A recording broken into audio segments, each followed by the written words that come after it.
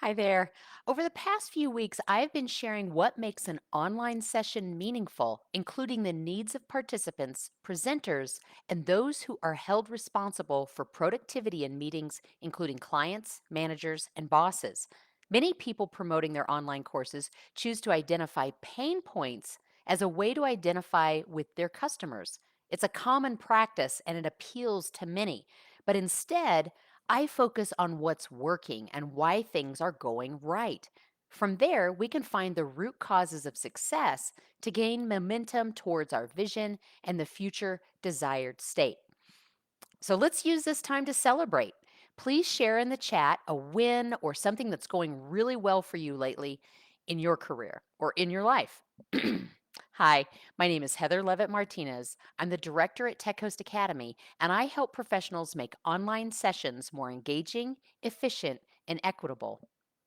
Before I continue talking about why I focus on what we're doing right, I ask that you please like, follow, or subscribe to my page so that we can continue this and many other conversations at Tech Coast Academy.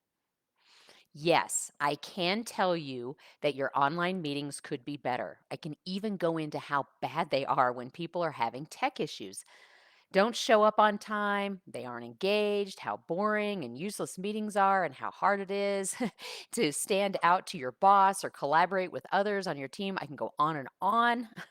I find the more that I talk about that, the worse I feel. Can you feel it? That overwhelming feeling of all the problems and what's wrong? Now, I want you to imagine a meeting where you and others are thriving. You soar through any technical glitches, everyone is engaged and works with a purpose and gets things done. It starts to feel a little bit better, right? A little lighter. So, why do I do it? Personally, it does feel better to me. And I'm not talking about putting a positive wash on everything. It's an actual practice of appreciative inquiry principles. There are five core principles in appreciative inquiry, and there are emergent principles that are equally as powerful. The ones that I like to practice are the enactment principle. Acting as if is self fulfilling. To really make a change, we must be the change we want to see. Positive change occurs when the process used to create the change is a living model of the ideal future. If this is true, what would you rather have? A mountain of problems or working towards a shared vision? Can you feel the momentum of each? When I think of a mountain of problems, I feel stuck, like there's an unmovable barrier or a mess that I need to deal with before I can move on. When I think about what's possible, I get a sense of progress, the urge to move forward, an undeniable force within me that's motivated to go after my vision.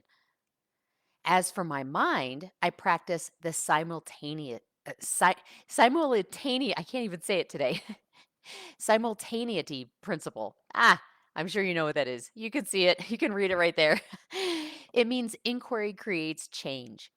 Inquiry is an intervention. The moment we ask a question, we begin to create a change. The questions we ask are fateful. When I stop and ask questions like, what is the greatest possible outcome? Or what skills and strengths do I and others have to get us there?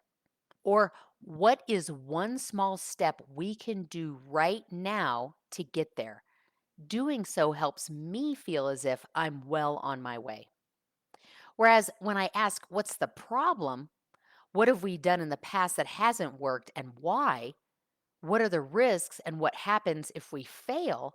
What happens is we lose the access to the creative centers of our brain. We lose momentum, we often stop, and some things become overwhelmed by the magnitude of it all.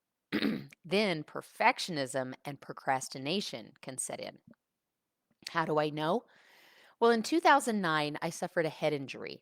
Um, I think that's what it was. And it took me months to not only get over the physical pain, but the stress and the anxiety of forgetting as well. The more stressed I got, the more I would forget. My breathing and my heart rate would increase, and my survival mode would kick in. I would forget where I was going, and I would freeze. I took some cognitive tests, and when the doctor came back with the results, he said I was off the charts in two areas. One, I had the ability to process large amounts of complex data, which is really helpful as a visual practitioner. But I also lost the ability not only to process that data, but also basic functionality when I was under stress. The more I thought about a problem, the more stressed I would get, and I would lose access to the creative centers of my brain. My ability to problem solve was gone, and before I knew it, I couldn't even function. And I'm not the only one. While I won't go into the neuroscience of it all, you can read more about it in a study called The Creative Brain Under Stress Considerations for Performance in Extreme Environments. I've included a link in the study in the description if you want to check it out. I will say that I was able to increase the neuroplasticity of my brain by enacting two more of the appreciative inquiry principles. The poetic principle: we choose what we study. Teams and organizations, like open books, are endless sources of study and learning. What we choose to study makes a difference. It describes and it even creates the world as we know it. The other AI principle that I like is the anticipatory principle. Image inspires action. Human systems move in the direction of their images of the future. The more positive and hopeful the image of the future, the more positive the present day action.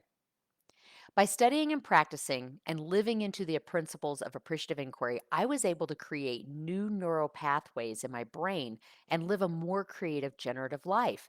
This improved my relationships, both at home and work. And believe me, you don't have to have a head injury in order to go through that. You can practice this as well. So, with all of that, while I'm grateful for the opportunity that my head injury provided, it has taken years, over a decade actually, to get this far. And again, you don't have to sustain a head injury to make this kind of progress. You can simply use the principles of appreciative inquiry in your work to come to solutions and live out your vision faster. Remember, when we focus on what's good, what's working, what's possible, we are engaging in the present and moving towards the future we can actively thrive in. If you tend to look at problems to find a solution, this will require a mindset shift from problem seeking to possibility seeking. And I have a whole nother talk that I do about that. You might want to check it out. Now, in the beginning, when you start this, you might feel yourself go backwards or do what I call falling back into the beanbag chair because change takes conscious effort. And it's sometimes easier to do what you know and have been doing than doing something new and revolutionary. You know that saying, what got us here won't get us there, or keep doing what you're doing and you'll keep getting what you're getting? You have a choice. Live out the life full of problems or live out the life where you can thrive. I know it's an easy choice, yet it might seem hard to change, especially if you're conditioned to take the problem seeking approach. At TechHost Academy, we do more than teach you the technical aspects of running online sessions to be more engaging, efficient, and equitable. We use appreciative inquiry in our approach design and practice presence by continually increasing our self awareness and generative capability of creating online environments where we can all thrive in. Now, that's a lot to take in. So please ask your questions in the chat and let's continue this conversation. It's a big paradigm shift. There are plenty of opportunities to do good in the world, online and offline. Keep doing what's right, and I hope you'll join me at Tech Host Academy.